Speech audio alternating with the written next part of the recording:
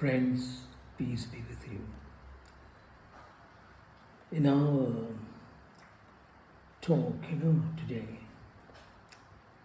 we shall look at a very important aspect of international politics.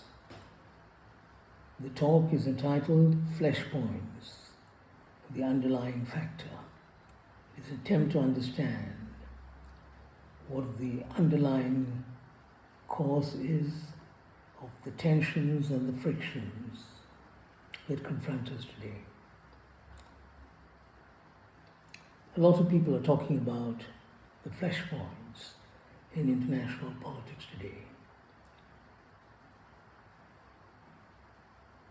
When they talk about the flashpoints, what they mean is basically Ukraine as an important flashpoint, Palestine as another flashpoint, and Taiwan as a third flashpoint. What they're saying is that all these flashpoints are so serious that any one of them, or all of them together, may lead to a huge world war, the Third World War, a nuclear war. We don't know whether that will happen, and we're not going to speculate on what these flashpoints will lead to. What we will do is something else. We want to see if there is an underlying factor which explains all these flashpoints. And is that underlying factor the cause for global tensions, for global instability? Should we deal with this underlying factor if we want to have peace? These are the issues that we will focus upon today. Now, the three flashpoints, according to most analysts, would be, as I said a while ago, Ukraine, Palestine, and Taiwan. Ukraine, the argument given by the mainstream media, the dominant forces that are in control of global politics, the reason given by them is Russia invaded Ukraine. And that is the cause of what is happening, the invasion of Ukraine in February 2022. This is the cause. And they argue that this is what we have to deal with. We have to deal with the cause, which is Russia invading Ukraine. Now, when it comes to the second flashpoint, Palestine, the argument that they make out, these people who control the media, who control global politics, is it was all due to 7th October. 7th October, when Hamas allegedly attacked Israeli communities at the border and precipitated a war. That it is Hamas that is responsible for what is happening. They caused this problem because of their attacks on the 7th of October. So you have to deal with that. In other words, you have to get Hamas to behave itself. That's the solution. The third flashpoint is Taiwan. Again, the argument is that China is becoming more and more belligerent, aggressive. It is trying to control the South China Sea. It is trying to control the countries in that region, in Southeast Asia, Northeast Asia. That China is the threat. And when it comes to Taiwan, they're all out to destroy Taiwan. They want to recapture Taiwan, and that's going to lead to a world war. That will lead to problems. So they say these are the culprits. In the case of Ukraine, the first flashpoint, Russia. In the case of West Asia, the cause is Palestine, but basically what they mean is Hamas. And in the third instance, it is Taiwan, which is the underlying factor.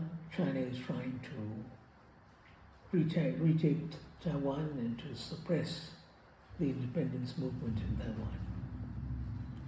So these are reasons that have been given. This is how the Flashpoints are seen. What we should do here is reflect on them.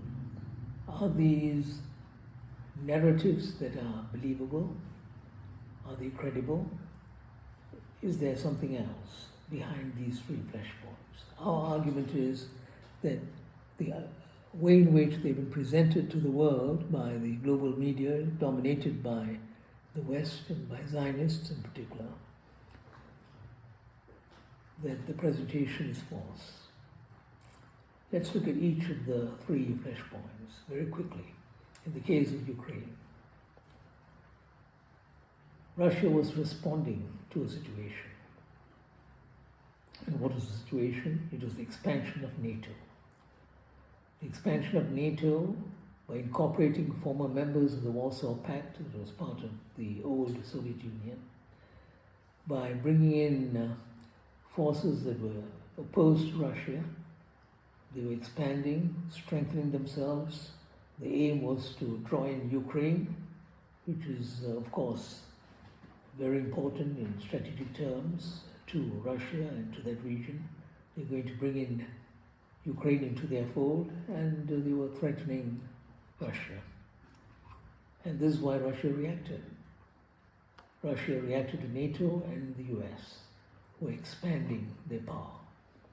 And Russia feared that it would lead to a situation where Russia's own integrity as a nation, its own position as a viable state, would be affected. Now, if you look at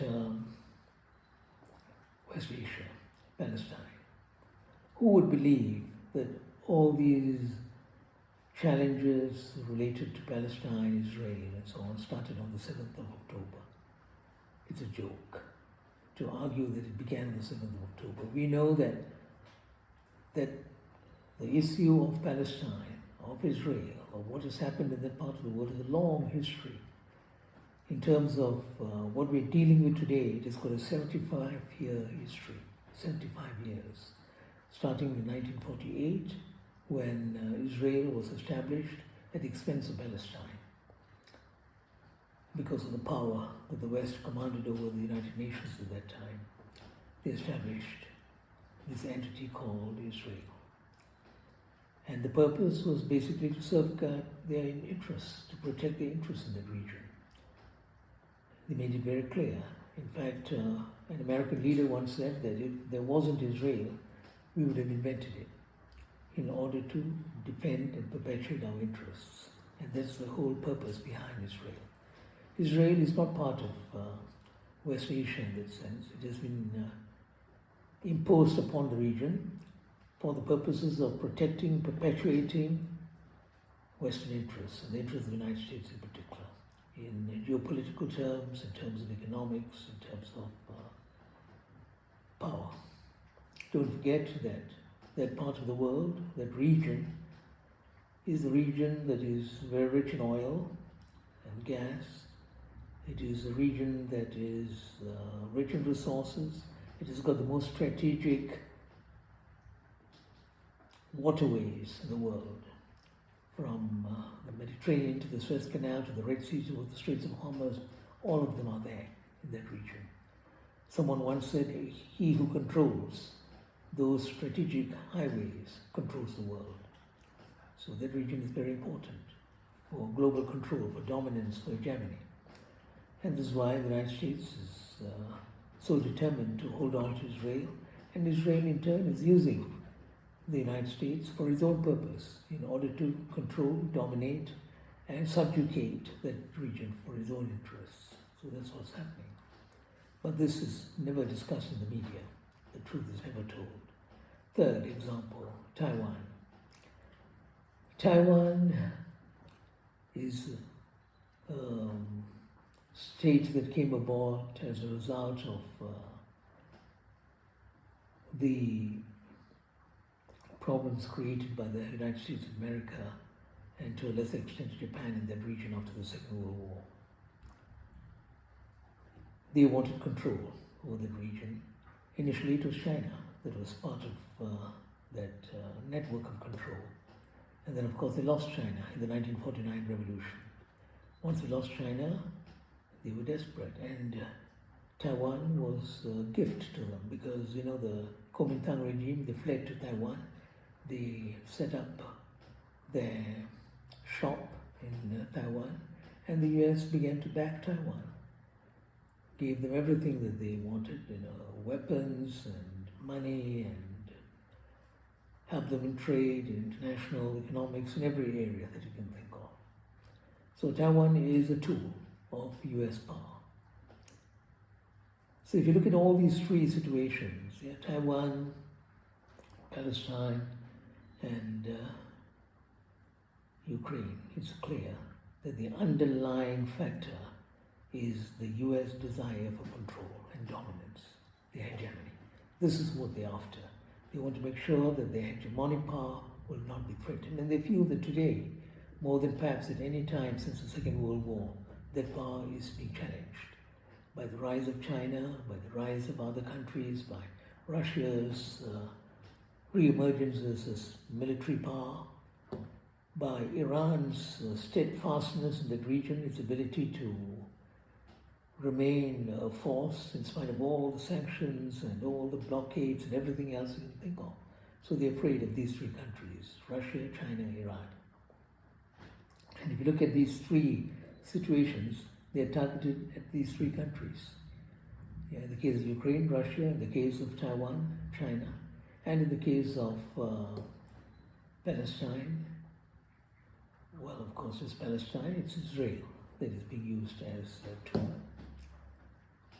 So we have to understand this, that what is happening in these parts of the world, the flashpoints, is not because of certain countries. It is because of the US desire for dominance and control. And they fear that they're losing their grip. So they have become totally irrational. They're going all out to crush whoever they think is a challenge. Even if it's not a challenge, they're out to ensure that none of these countries would be able to stand up to the US. And this is the reason for global tensions, for the frictions, for the potential of war, the danger of war. It's there, yes, but it is because of hegemony. Hegemony is the cause of global tensions. It is the reason why we are in this state of affairs. We are at this point, on the verge of perhaps a huge catastrophe we don't know. So don't blame nations which are merely reacting to a situation. The real situation we should be concerned about is US-led hegemony and its dominance of the world. And that remains the greatest threat to global peace. Yesterday, today, and forever.